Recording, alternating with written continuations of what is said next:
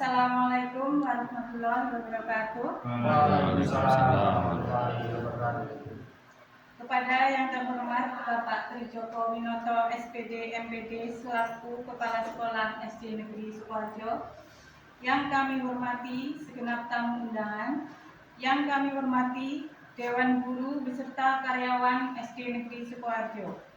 Pertama, marilah kita panjatkan puji syukur sehingga pada siang ini kita bisa berkumpul dalam acara diseminasi pemahaman dan pengalaman penerapan budaya positif.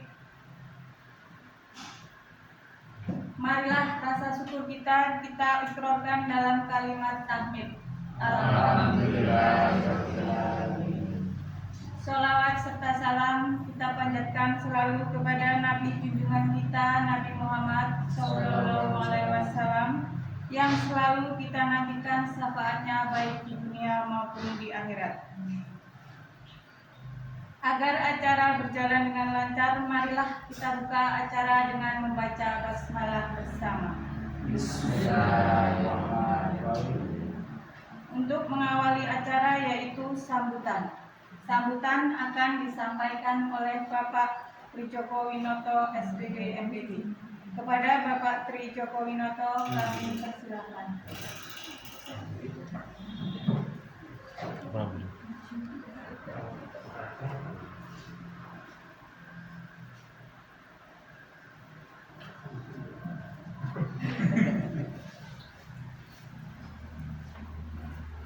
Bismillahirrahmanirrahim. Assalamualaikum warahmatullahi wabarakatuh. Waalaikumsalam warahmatullahi wabarakatuh. Salam sejahtera untuk kita semua. Bapak Ibu yang kami hormati, sebelum saya masuk lebih lanjut, mari sama-sama berikan rasa syukur kita kepada Allah Subhanahu wa Ta'ala dan Yang Maha Esa atas limpahan rahmat hidayah sertanya kepada kita semua sehingga pada hari ini kita dapat melaksanakan kegiatan calon penggerak, yaitu diseminasi pemahaman dan pengalaman penerapan budaya positif. Bapak Ibu yang saya hormati, yang pertama kami selaku Kepala Sekolah SD Sukoharjo menyampaikan selamat datang pada guru-guru penggerak yang bisa hadir mengikuti kegiatan diseminasi ini. Jangan lupa pada teman-teman semuanya guru SD Sukoharjo, tentu kegiatan ini menjadi nilai tambah,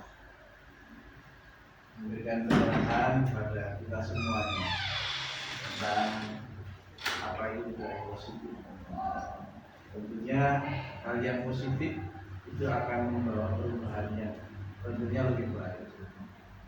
Bahkan kemarin kegiatan saya itu menyampaikan untuk bahwa berubah pikiran negatif menjadi produktif. Nah, itu salah satunya ini budaya positif. Kita harus selalu berpikir positif, termasuk kita dalam bekerja, mau berangkat awal dari rumah itu kita harus berpikiran positif. Itu apa ketemu anakku, murid-muridku, begini. Nah, itu tentu menjadi semangat. Tetapi kalau kita berangkat sudah pikirannya negatif, malas saya. Nah, ini bahasa malas itu juga akan mempengaruhi maka rasa-rasan, sekolah yang ngopo dan sebagainya, itu menjadi apa ya istilahnya? Jadi istilahnya jalannya jadi bentuk itu ya. Jadi terima kasih. Nanti bisa kita ikuti bersama budaya positif. Kalau itu sudah budaya, itu berarti bagus untuk sekolah utamanya SD Sukoharjo. Hal-hal yang positif itu bisa kita laksanakan menjadi pembiasaan. Nanti tentunya akan disampaikan budaya positif yang dimaksud berapa.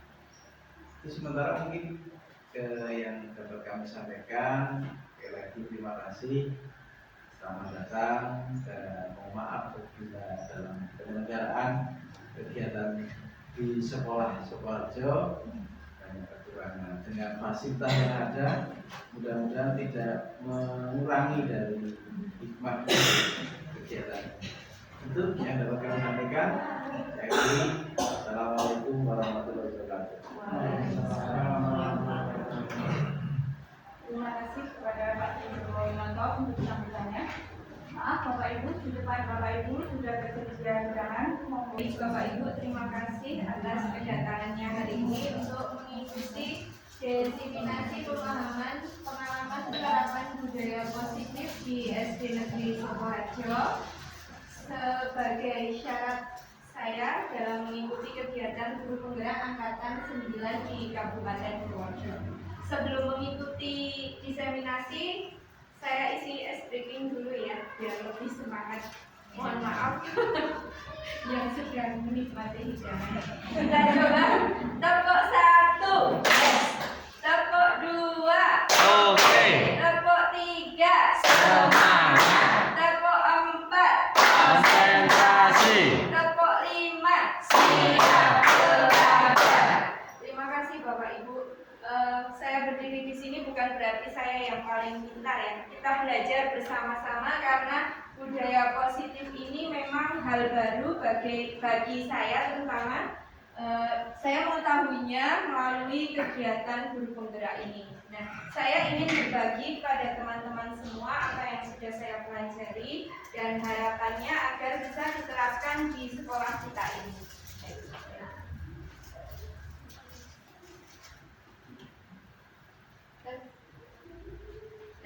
Konsep kunci dalam budaya positif ini adalah perubahan paradigma belajar, disiplin positif, motivasi diri manusia, yaitu dari dalam diri manusia itu sendiri, kebutuhan manusia, posisi kontrol, keyakinan kelas, dan segitiga restitusi.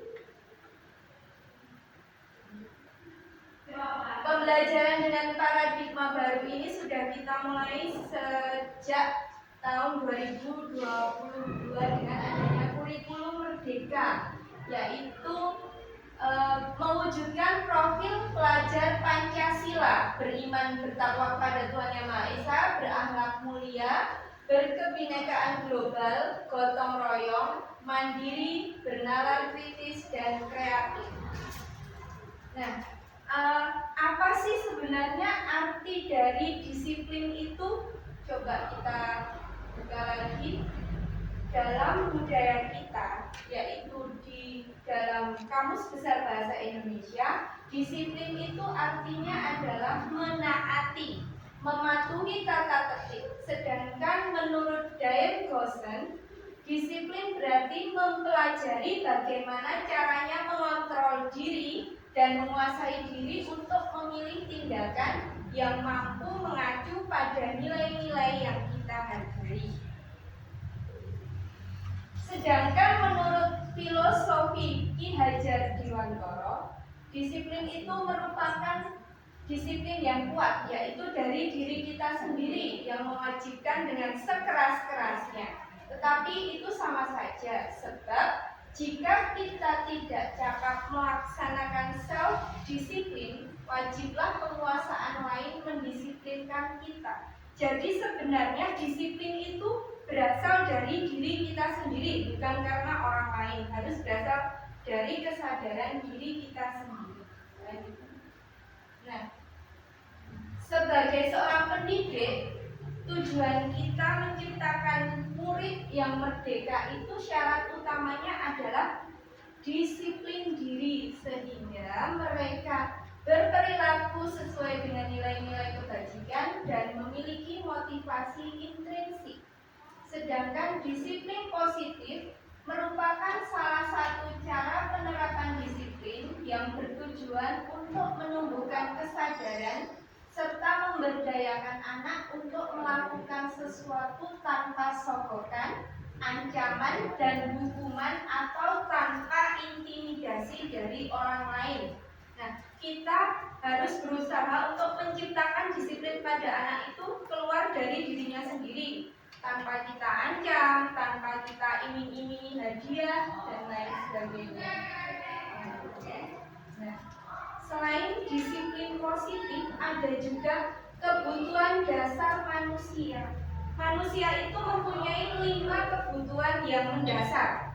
Yang pertama, bertahan hidup, kebutuhan untuk bertahan hidup dengan cara mencari nafkah, untuk memenuhi kebutuhan hidupnya. Terus kasih sayang dan rasa diterima. Kita sebagai manusia itu memiliki rasa untuk diterima oleh orang lain, ingin dicintai, ingin dikasihi, dan ingin diterima oleh orang lain. Yang ketiga adalah penguasaan, yang keempat kebebasan, dan yang kelima adalah kesenangan.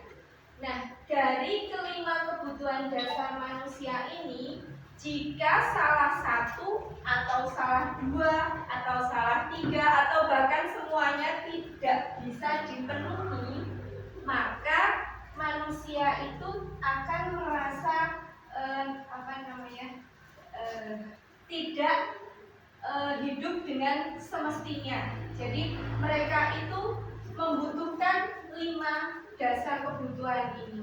Selanjutnya,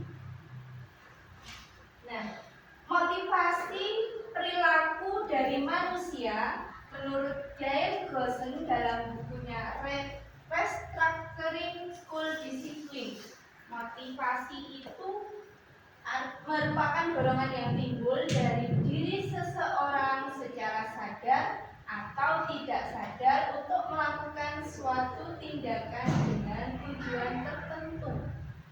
Ini untuk menghindari ketidaknyamanan atau hukuman. Biasanya kan mereka itu melakukan sesuatu karena motivasinya ingin menghindari dari hukuman, bukan dari diri sendiri. Yang kedua, untuk mendapatkan imbalan atau penghargaan. Nah, ini banyak dari anak-anak kita yang ternyata jika disuruh itu mau nurut, tetapi ternyata mereka mengharapkan imbalan atau penghargaan dari kita, meskipun itu hanya pujian saja. Yang ketiga, untuk menjadi orang yang bertanggung jawab dan menghargai diri sendiri. Selanjutnya, nah, konsep disiplin dengan identitas gagal, misalnya hukuman. Jika anak kita beri hukuman, maka mereka merasa hatinya sakit, merasa tidak nyaman, kemudian murid menjadi takut, murid menyembunyikan kesalahannya dengan cara berbohong, murid menjadi rendah diri. Dan itu adalah hukuman-hukuman yang diberikan kepada siswa, maka mereka akan merasa seperti itu. Dan ternyata jika diberi penghargaan pun murid merasa akan mematikan kreativitas mereka, karena penghargaan itu ternyata tidak efektif, merusak hubungan yang tadinya satu anak dengan anak yang pintar dengan anak yang tidak pintar berteman, ternyata yang satu dapat hadiah dari gurunya terus, yang satu tidak, maka mereka akan merusak hubungan.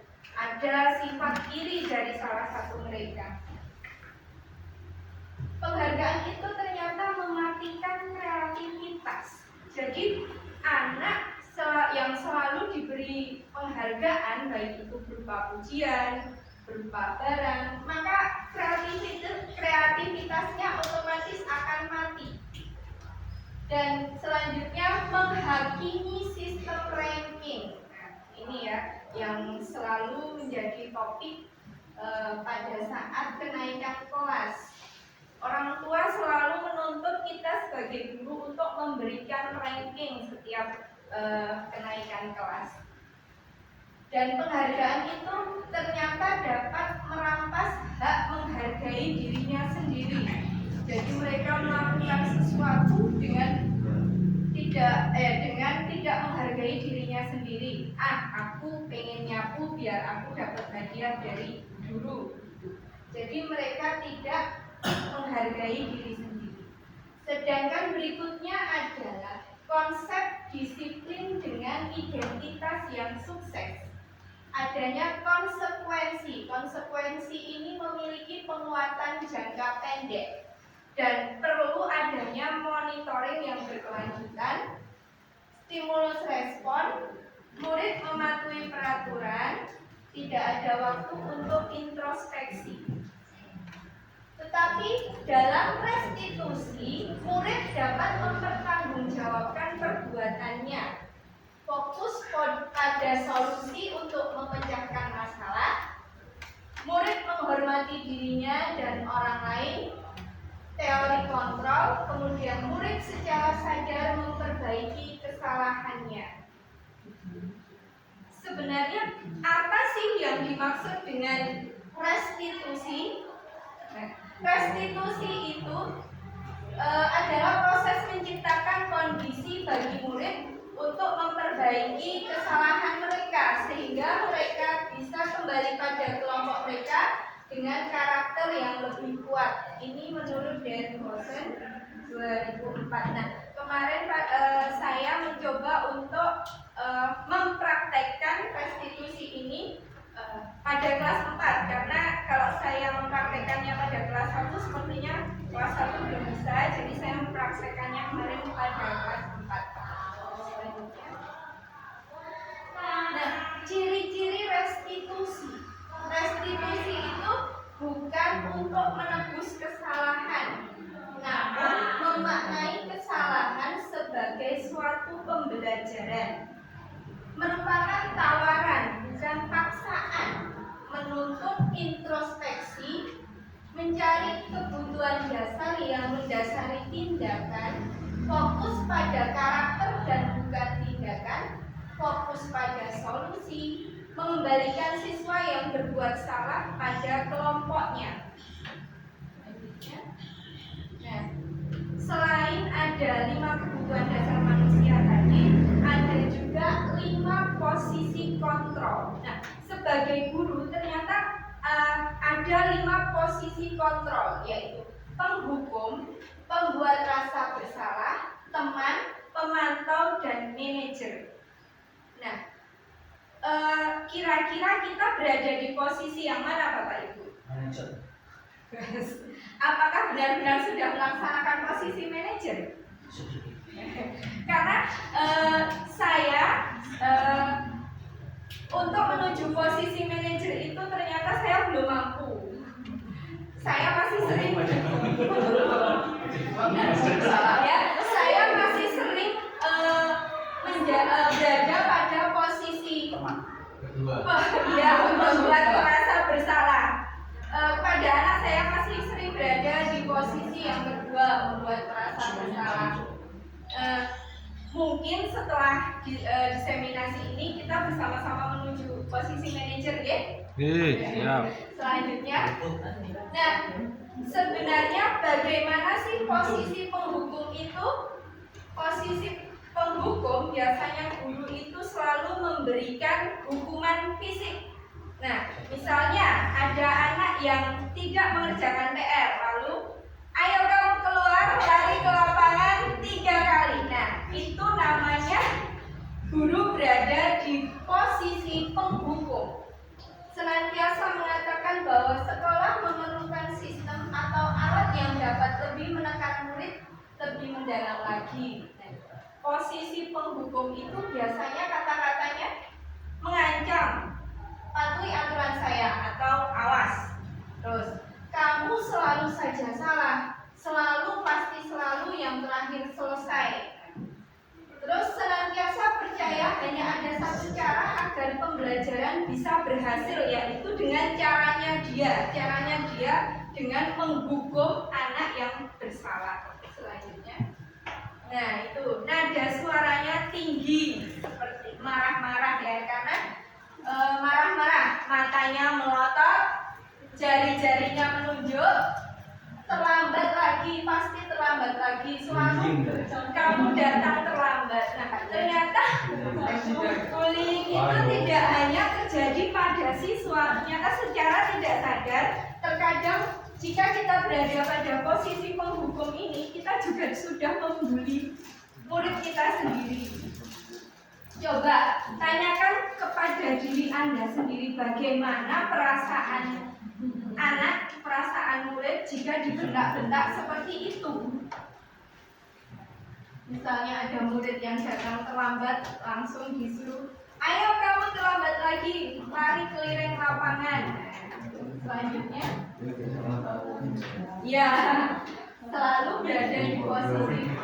Nah, hasil dari seorang guru dengan posisi penghukum ini adalah murid menjadi marah dan bisa menimbulkan dendam dalam hati murid itu ya. Bisa juga murid menjadi lebih agresif. Terkadang rasa dendam murid kepada guru karena tidak bisa dilampiaskan kepada guru, bisa jadi akan dilampiaskan kepada teman-temannya. Emosi. Iya. Nah, lebih buruk lagi misalnya, itu seperti jika kita menggores kendaraan atau mobil. Apakah ada bekasnya? Nah, banyak. Nah, itu tentu saja kata-kata yang kita ucapkan, kata-kata yang diucapkan pada guru di posisi penghukum ini sangat menggores di hati anak-anak ternyata dan membekas lama-lama jika anak tidak bisa meminimalisir dendam yang ada di hatinya bisa meledak ke teman-temannya. Jadi teman-temannya nanti menjadi sasaran mereka. Selanjutnya, yang kedua, membuat merasa bersalah. Nah, walaupun di sini guru sudah berkata-kata dengan kata yang lembut, menggunakan keheningan, membuat orang lain merasa tidak nyaman, bersalah, atau rendah diri. Meskipun kata-katanya lembut, tetapi kata-katanya tetap menyakitkan. Ibu sangat kecewa sekali. Nah, berarti kan membuat anak merasa bersalah ya, karena telah mengecewakan kita sebagai guru. Berapa kali Bapak harus memberitahu kamu ya? Gimana coba kalau orang tua kamu tahu kamu berbuat begini? Nah, ini kan kata-kata yang halus, kata-kata yang lembut, tetapi menyudutkan anak. Di posisi ini, murid akan memiliki penilaian diri yang buruk tentang diri mereka.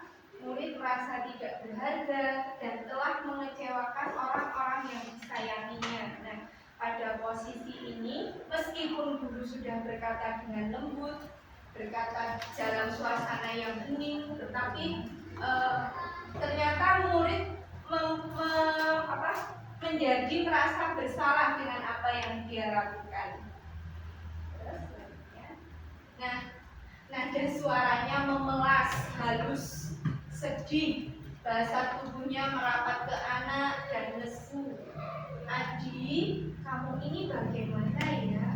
Kamu sudah berjanji dengan ibu tidak akan terlambat lagi. Kamu kenapa ya senang sekali mengecewakan ibu? Ibu benar-benar kecewa sekali. Nah, jika murid ditegur dengan cara seperti itu, maka mereka akan merasa sangat bersalah. Wah, kasihan, ternyata aku menjadikan ibu, ya mengecewakan ibu. Ternyata apa yang saya lakukan sudah mengecewakan ibu. Selanjutnya, nah, hasil dari posisi kontrol pembuat merasa bersalah ini, murid akan merasa bersalah karena telah mengecewakan ibu atau bapak gurunya. Murid akan merasa menjadi orang yang gagal dan tidak sanggup membahagiakan orang lain. Kemudian sikap seperti ini lebih berbahaya dari sikap penghukum karena emosi akan tertanam rapat di dalam. Murid menahan perasaan tidak seperti murid dalam posisi guru penghukum, di mana pada posisi penghukum murid bisa meluapkan amarahnya meski kepada teman-temannya dengan cara yang negatif seperti memukul temannya, mengejek temannya. Nah, pada posisi membuat merasa bersalah ini murid akan tertekan. Nah, amarahnya bisa saja dengan tiba-tiba meletus dan menyakiti diri sendiri atau orang lain seperti orang depresi gitu ya. Terus selanjutnya, yang ketiga adalah posisi teman. Pada posisi ini, guru tidak akan menyakiti muridnya, namun akan tetap berupaya mengontrol murid melalui persuasi, melalui pendekatan. Posisi teman pada guru bisa berupa negatif, bisa juga berupa positif. Positif di sini merupakan hubungan baik yang terjadi antara guru dan murid. Jadi murid merasa dekat dengan guru, kedekatan antara murid dan guru. Tetapi di posisi ini tetap menggunakan hubungan baik dan humor untuk mempengaruhi seseorang. Mereka akan berkata seperti berkata dengan temannya, berkata dengan guru, tetapi guru berkata dengan anak seperti berkata dengan temannya. Ayo bantulah demi bapak ya.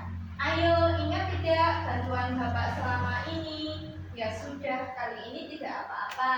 Nanti ibu bantu bereskan. Dan ini posisi guru sebagai teman. Hal negatifnya adalah bila suatu saat guru tersebut tidak mau membantu, maka murid akan merasa kecewa. Saya pikir bapak adalah teman saya. Kemudian murid merasa dikecewakan, maka tidak akan mau berusaha lagi. Murid hanya akan bertindak untuk guru tertentu dan tidak untuk guru lainnya. Dan murid juga akan tergantung pada guru tersebut. Misalnya kedekatan antara Selamat dengan Pak Tri. Nah, seperti itu ya.